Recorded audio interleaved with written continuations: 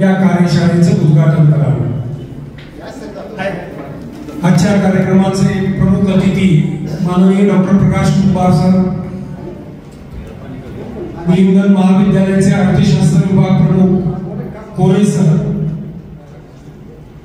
महाविद्यालयाचे प्राचार्य doctor R S Salunke sir, या कार्यशाळेचे सहसमन्वयक माननीय doctor K R Jadhav Khadakkar sir, या कार्यशाळेचे समन्वयक doctor S N Kamble sir, IQC प्रमुख doctor P M Patil sir यांच्या उपस्थितीमध्ये उत्साहामध्ये या कार्यशाळेचा उद्घाटन सोहळा संपन्न होतोय।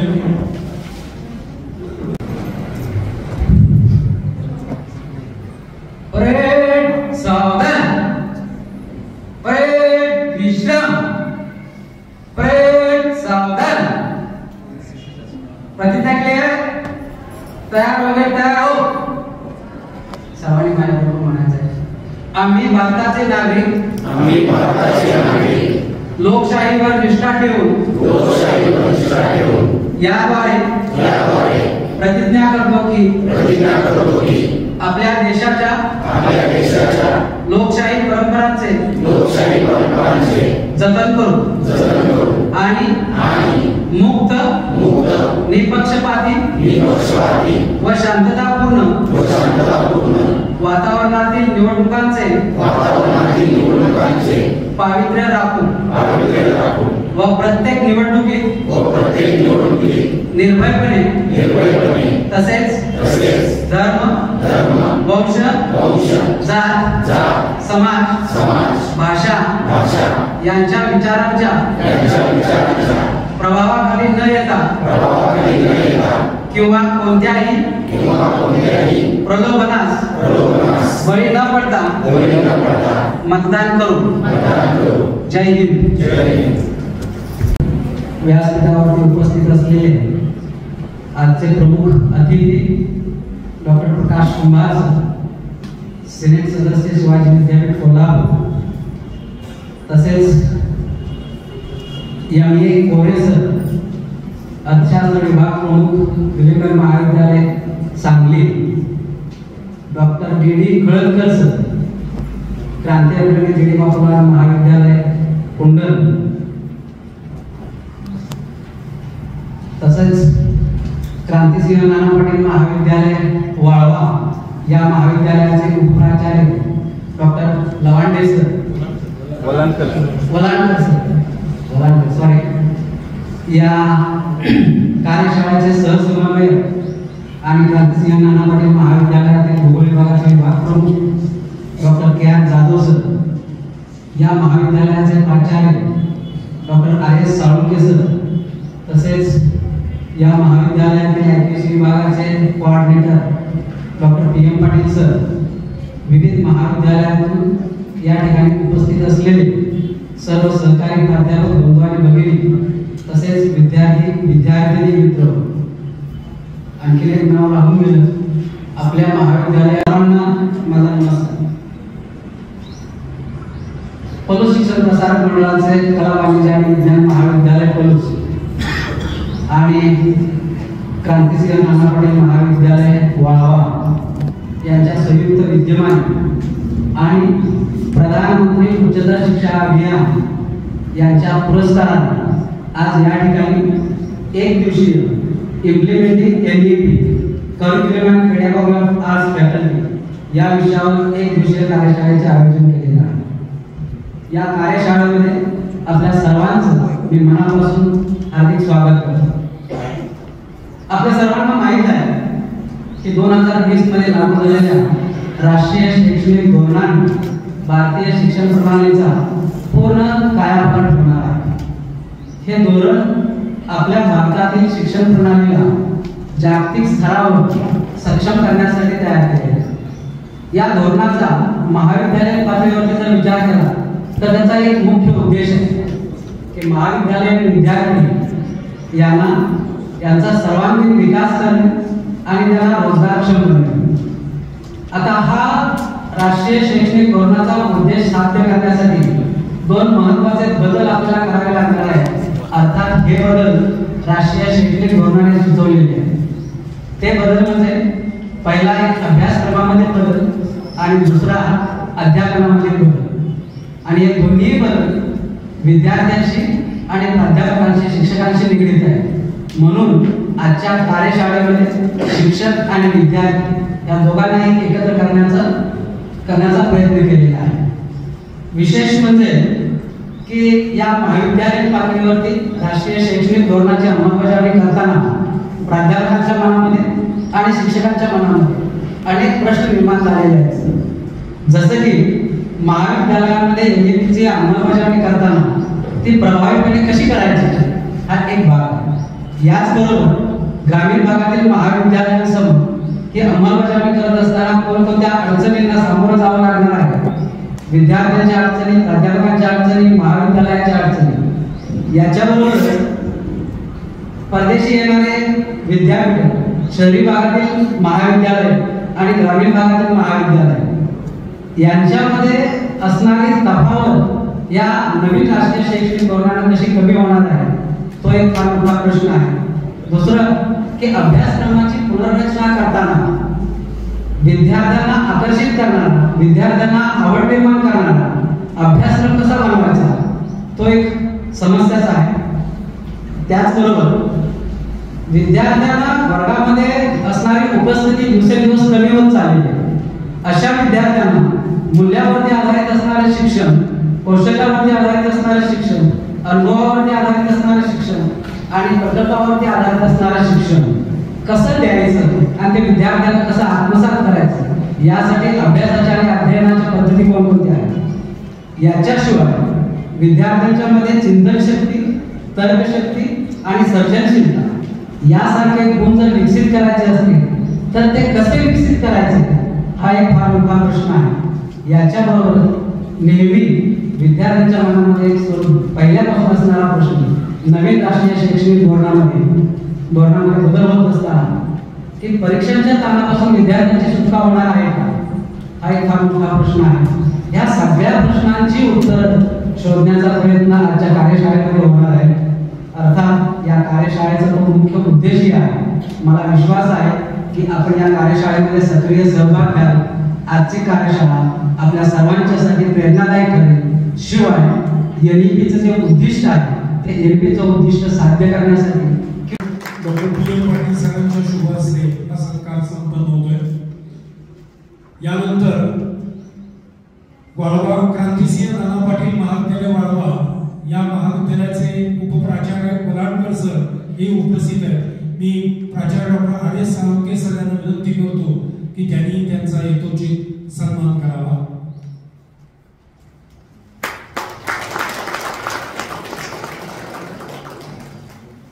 या कार्यशाळेचे सहसमन्वयक माननीय खडकर सर, क्रांतिअग्रणी जिडिबा पुलाळ कुंडल, मी PM पाटील सरांना विनंती करतो की त्यांनी त्यांचा हेतूची सन्मान करावा.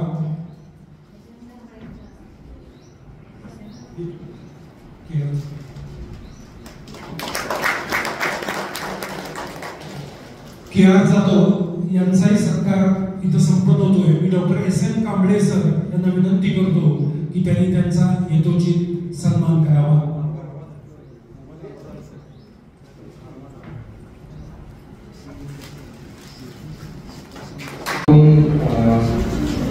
उपस्थित असणारे सगळे सहकारी या एक दिवसीय कार्यशाळेसाठी मी आपल्या सगळ्यांचं स्वागत करतो. PM उषा स्कीमसाठीचा मी आपल्या कॉलेजचा कॉर्डिनेटर आहे आणि या PM उषा अंडर आपलं जे विविध कार्यक्रम करायचे आहेत तो कार्यक्रम आपले चालू आहे.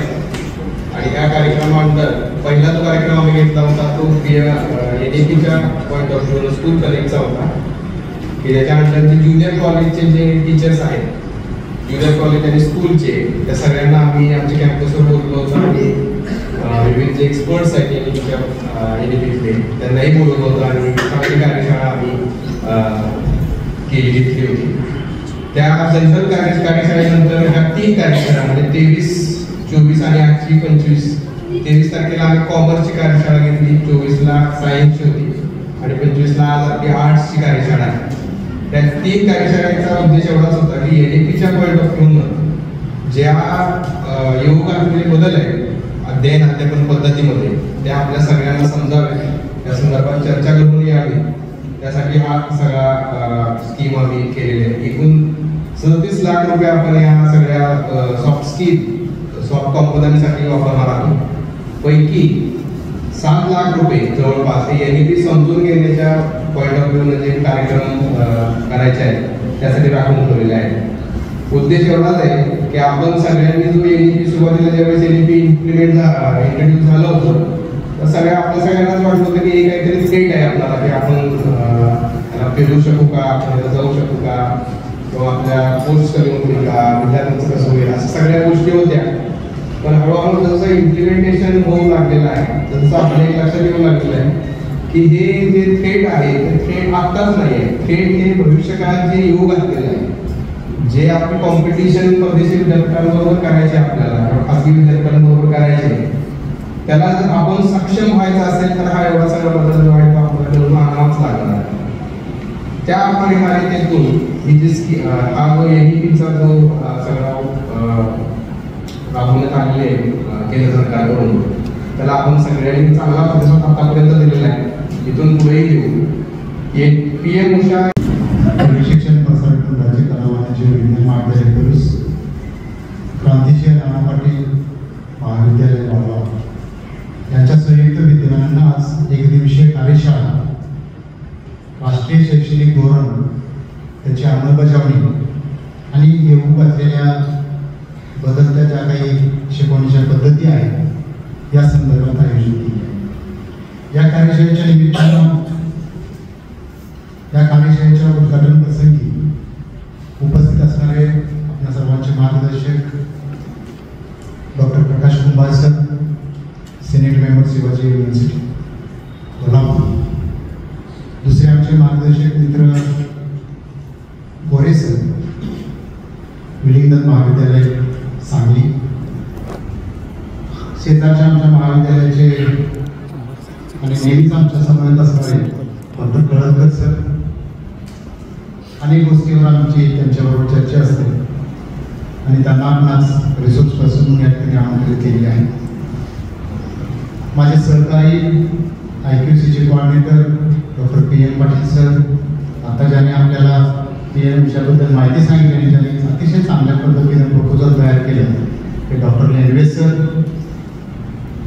क्रांतिसिंह नाना पाटील महाविद्यालयाचे उपप्राचार्य वलांकर सर, आमचे मित्र डॉक्टर KR जाधव सर, उपस्थित सर्व सहकारी मित्र समोरही बसलेले आहेत, सगळ्यांचं नाव उल्लेख शक्य नाही, आणि सर्व सहकारी प्राध्यापक, विविध महाविद्यालयातून आलेले प्राध्यापक आणि बऱ्याच संख्येने उपस्थित असणाऱ्या दिदी आणि कुठेतरी दिसणारे माझे दादा. वास्तव आहे येणारा काळ हा खूप बदलता आहे आणि त्यातला एक मोठा बदल म्हणजे एनईपी. आता आपण कितीही प्रयत्न केला किंवा आपली कितीही इच्छा नसली तरी त्यात आपल्यावरती शब्द वापरतो लादले गेले, आपण ते स्वीकारलं पाहिजे आणि त्या अनुषंगाने जे काही बदल आहेत ते बदल आपण स्वीकारले पाहिजे. मी आताच कुंभारसरांना म्हटलं आमची कोणतीही कॉन्फरन्स आहे, वर्कशॉप आहे, हे मिक्स आहे, म्हणजे प्राध्यापक आणि विद्यार्थी दोन्ही घटक आम्ही लक्षात घेतो. काही कॉन्फरन्स आपल्या शेतकऱ्यांच्यासाठी आहेत, काही उद्योगपतींच्यासाठी आहेत, काही महिलांच्यासाठी आहेत, वेगवेगळे विषय आपण या ठिकाणी सरांनी सांगितलं. तो एक हेतू पुढे मी नेतो आणि मग थोडंसं माझं एक 2 बाबीवरचा विचार मांडतो, मी जास्त वेळ आपला घेणार. सरांनी जरी सांगितलं असेल की आपलं महाविद्यालय म्हणजे आमचं म्हटलेलं नाही, आपलं म्हटलंय, म्हणजे शेजारच्या महाविद्यालयामध्ये सुद्धा महाविद्यालय सुद्धा त्याच्यात आहे. म्हणून मला थोडासा उशीर झाला, मी माफी मागतो आपली की कोणतेही कॉन्फरन्स की माझा आग्रह आहे की शेजारच्या महाविद्यालयाबरोबर संयुक्तपणे आपण घ्यावे. 1,16 लाख रुपयाचे जे इन्स्ट्रुमेंट येत आहेत ते फक्त आमच्या महाविद्यालयातील विद्यार्थ्यांनी वापरू नये, ते शिवाजी युनिव्हर्सिटी कोल्हापूरच्या कोणत्याही महाविद्यालयातल्या विद्यार्थ्यांनी ते वापरा. किंवा आमचं नशीब होतं की आणि कोरोनाच्या पार्श्वभूमीमध्ये सुद्धा आम्हाला DBT स्टार कॉलेजची 44 लाख रुपयाची ग्रांट मिळाली. त्याच्यातूनही आम्ही काही इन्स्ट्रुमेंट्स घेतली, कारण ती सायन्ससाठी होती. याच्यामधूनही आपण वेगवेगळ्या प्रकारचे आपण इन्स्ट्रुमेंट्स घेतोय. शेजारच्या नव्हे अगदी कुंभार सरांच्या कॉलेजचे जरी विद्यार्थी आमच्याकडे आले तरी त्यांचं स्वागत आहे. ही ग्रँट फक्त पलूस महाविद्यालयासाठी नाही तर शेजारच्या सर्व महाविद्यालयांच्या प्राध्यापक आणि विद्यार्थ्यांसाठी आहे. हे मी ॲज अ प्रिन्सिपल म्हणून आपल्याला पहिल्यांदा नमूद करतो. पिढी आहे, नवीन पिढी म्हणजे पुढचे सोडून मागचे. तर या दोघांच्याही पुढं काही आव्हानं आपल्या समोर आहेत आणि त्या आव्हानांची थोडीशी ओळख करून द्यावी या अनुषंगानं PM उषा अंतर्गत या आजच्या कार्यशाळेचं आयोजन केलेलं आहे. व्यासपीठावर सर्व उपस्थित doctor Salunkhe sir, Patil sir असतील, आमचे मित्र कळकर सर असतील, गोरे सर असतील, बाकीचे सगळेच मान्यवर, समोरचे सगळेच, मी सगळ्या जणांना पर्सनली ओळखतो आणि आपण सगळेच जाणतो. खरं तर कसं आहे की ज्या वेळेला एखादं धोरण येतं त्यावेळेला ते धोरण एका कुणाच तरी पोषक असतात, दुसऱ्या कुणाच तरी मारक असतं असं म्हटलं जातं. आणि ज्यांच्यासाठी हे मारक असतं ते त्याच्यावरती नेहमी हल्ले चढवत असतात. ते हल्ले ते बदलण्यासाठी केले जात नाही, तर मला आवश्यक असणारे बदल त्याच्यामध्ये व्हावेत या अनुषंगाने त्या पॉलिसीवरती किंवा धोरणावरती बोललं जातं, त्याच्यावरती हल्ले केले जातात. आणि ज्यांच्यावरती किंवा ज्यांच्यावरती चांगला परिणाम होणार आहे, ज्यांच्यासाठी ते पोषक आहे ते स्वीकारत जातात. आता स्वीकारणारे आणि त्याच्यावरती हल्ला करणारे हे दोन्ही आवश्यक असतात, हे आपण समजून घ्यायला पाहिजे. आणि स्वीकारणाऱ्यांनी फक्त ते स्वीकारून चालत नाही, तर त्यातल्या आणखीन काही गोष्टी माझ्यासाठी पोषक आहेत आणि माझ्यासाठी त्याच्यातून माझ्या करिअरसाठी काय फायदे होणार आहेत हे जर आपण त्याच्याकडे त्या अनुषंगाने बघितलं नाही तर ते पोषक असून तर आपण बऱ्याच वेळेला मारक ठरतो. कारण परिस्थितीमध्ये जर बदलत नाही राहिलो आपण आणि जर ते येणारे बदल माझ्यासाठी पोषक आहेत म्हणजे शांत बसलो आपण आणि ते बदल जर आपण स्वीकारून त्याप्रमाणे बदल आपल्यात नाही केले तर मात्र ते आपल्यासाठी मारक ठरू शकतो. तसे हल्ले करणाऱ्यांसाठी सुद्धा तसंच असतं. आता मी शिक्षक आहे, मला बऱ्याच वेळेला मी संघटनेत सुद्धा काम करतो, मला बऱ्याच वेळेला याच्यामधल्या वाईट गोष्टी किंवा मायनस गोष्टी ज्या आहेत किंवा माझ्यासाठी माझ्या पेशासाठी किंवा ज्या ह्याच्यामध्ये शिक्षक म्हणून काम करत असताना त्याच्यातल्या कितीतरी गोष्टी विरोधात आहेत हे मला जाणवतं. आणि त्या अनुषंगाने मी बऱ्याच ठिकाणी याच्यावरती बोललेलं सुद्धा आहे की हे धोरण मारक कसं आहे. आता हे सांगत असताना मी त्याच्यावरती हल्ला चढवत असताना किंवा सगळे शिक्षक त्याच्यावरती बोलत असताना त्याच्यातलं पोषक घेऊन स्वीकारून जे मारक आहेत ते आताच्या परिस्थितीनुसार बदलून मी ते स्वीकारून जर पुढे गेलो तर निश्चितपणे ते धोरण जे आहे ते माझ्यासाठी पोषक आहे. म्हणजे दोघांसाठी कुठलंही धोरण आलं तर ते मारक पोषक असलं तरी ते कसं स्वीकारतो याच्यावरती त्याची बरीचशी अंमलबजावणी अवलंबून असते. आता पोषक मारक सरांचं काय चालेल, सरांतरी कळते का असा प्रश्न बऱ्याच जणांना पडला असेल. त्या सगळ्यांची उत्तरं तुम्हाला मी ज्या वेळेला बोलेन त्या अनुषंगाने तुमच्या समोर काय करेन मांडेन. फक्त मित्र हो एकच लक्षात ठेवा की ज्या वेळेला एखादं धोरण येतं त्याला पहिल्यांदा ते आपण समजून घ्यायला पाहिजे आणि शासन सुद्धा त्याच्यावरती कोट्यावधी रुपये खर्च करतात. हे धोरण विद्यार्थ्यांपर्यंत, शिक्षकांपर्यंत, समाजातील प्रत्येक घटकांपर्यंत ते पोहोचलं पाहिजे याची काळजी या ठिकाणी सरकार घेत असतं. आणि या महाविद्यालयात त्या अनुषंगानं एक पहिलं पाऊल टाकलेलं आहे. म्हणायचं कितीतरी पावलं पुढे गेलेले असं म्हणता येईल. कारण आता 6 महिने झाले आणि त्याच्यापूर्वी PG साठी धोरण लागू झालेलं आहे. आता PGच्या विद्यार्थ्यांना बऱ्याच वेळेला कसं होत आहे की धोरण लागू होतं, धोरण लागू झाल्यानंतर सुद्धा बऱ्याच वेळेला आपल्याला माहिती नसतं की नेमका बदल काय आलेला आहे.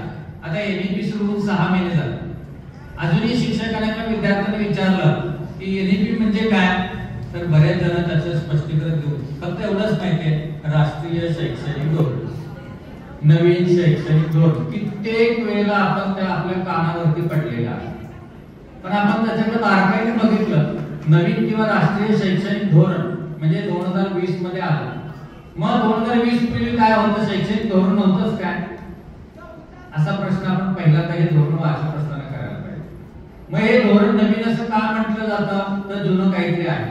मग जुनं काय आहे आणि नवीन काय आहे, याच्याचा फरक काय आहे आणि आता त्याची गरज काय आहे, हे आपण कळून घेण्यासाठी आपण या राष्ट्रीय शैक्षणिक धोरणाकडे बघणं गरजेचं आहे. कारण प्रत्येक टप्प्यावरती काही नवीन येत असतं आणि जे जुन्यातलं चांगलं आहे ते टिकतं आणि जुन्यातलं जे वाईट आहे ते आपोआप प्रवाहाच्या बाहेर फेकलं जातं.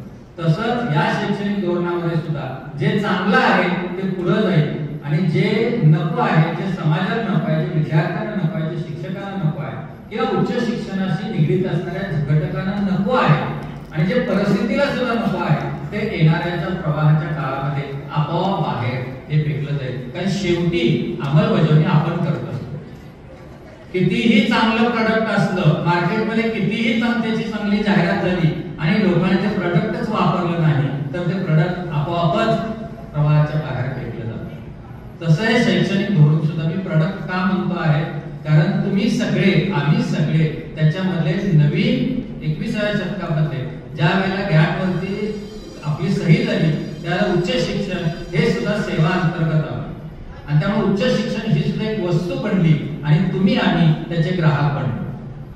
म्हणजे याचा शेवटचा जो फटका मी म्हटलेला आहे की आपण ग्राहक बनलो म्हणजे मी मार्केटमध्ये जाऊन काही गोष्टी खरेदी करणार आहे आणि ती खरेदी करत असताना माझ्या खिशाकडे सुद्धा मला बघणं गरजेचं आहे.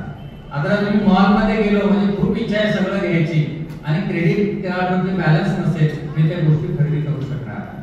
अशा पद्धतीने या उच्च शिक्षणामधल्या काही गोष्टी आपल्याला खरेदी कराव्या लागतील, काही गोष्टी आपल्याला मिळवाव्या लागतील, काही गोष्टीवरती सबसिडी असेल ती गोष्टी मला घ्यावी लागेल. त्याचबरोबर माझा बॅलन्स बघून या सगळ्या गोष्टी कराव्या लागतील.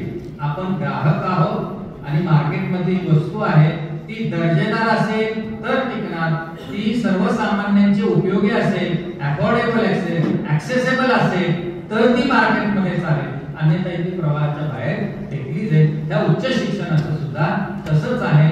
तुम्ही आम्ही सगळे ग्राहक आहोत आणि हे बाजारामध्ये आलेलं प्रोडक्ट आहे ते आपण समजून घेऊया. आपल्याला जे चांगलं आहे ते आपण घेऊन जाऊया, जे नको आहे ते आपोआपच काळाच्या ओघामध्ये प्रवाहाच्या बाहेर फेकलं जाईल असं उद्घाटन प्रसंगी सांगतोय. कार्यक्रमाचं उद्घाटन झालेलं आहे. व्यक्ती म्हणून पण आपण त्यांना ऐकणार आहोत. सर आपण आला, आमच्या विनंतीला मान त्याबद्दल मी महाविद्यालयाच्या वतीने आभार व्यक्त करतो. यानंतर जी साधक व्यक्ती म्हणून आपल्याला लाभलेले आहेत ते डॉक्टर एम.ए. कोरे सर, विलिंगडन महाविद्यालयाच्या अर्थशास्त्र विभागाचे प्रमुख आहेत ते, त्यांनाही आपण पुढच्या सत्रांमध्ये ऐकणार आहोत. हा उद्घाटन प्रसंगी ते इथे उपस्थित आहेत, त्यांचे मी महाविद्यालयाच्या वतीने आभार व्यक्त करतो. आपले दुसरे साधक व्यक्ती माननीय डॉक्टर डी.डी. खळकर सर, आपल्या शेजारच्याच क्रांती अग्रणी जी.डी. बापूलाट महाविद्यालयात ते इंग्रजी विभागाचे प्राध्यापक आहेत. सर हे आपल्याला मार्गदर्शन करणार आहेत. या उद्घाटन प्रसंगी मी त्यांचे महाविद्यालयाच्या वतीने आभार व्यक्त करतो. यानंतर आमचे मार्गदर्शक महाविद्यालयाचे प्राचार्य डॉक्टर राजेश साळुंखे सर, महाविद्यालयाचे IPSCचे प्रमुख डॉक्टर PM पाटील सर, आणि हा जो कार्यक्रम आपला होतोय हा वाळवा महाविद्यालयाच्या सहयोगाने होतोय. तर त्या महाविद्यालयाचे उपप्राचार्य माननीय डॉक्टर वलांडकर सर हे इथे उपस्थित आहेत, त्यांचे मी